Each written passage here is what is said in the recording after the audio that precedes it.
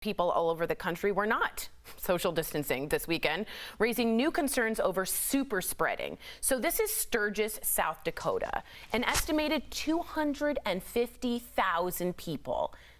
That's 250,000 people have gone to the city for an annual 10-day motorcycle rally. Check out this scene at a concert there on Saturday night. Hundreds were packed into the venue.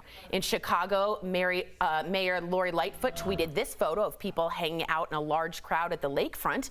And a brawl broke out at a baseball game yesterday with both teams clearing the bench after a player was hit by a pitch. Obviously, there was no social distancing there.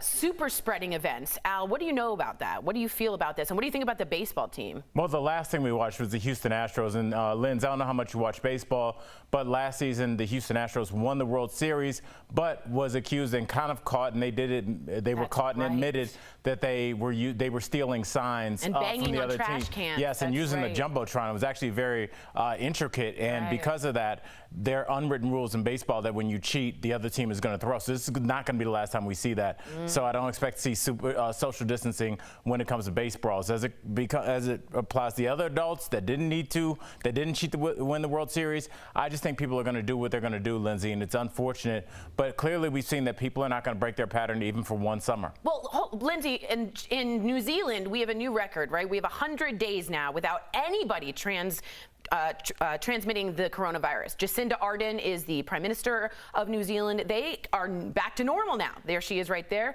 Why can't we at least follow some of that protocol, or are we too prideful?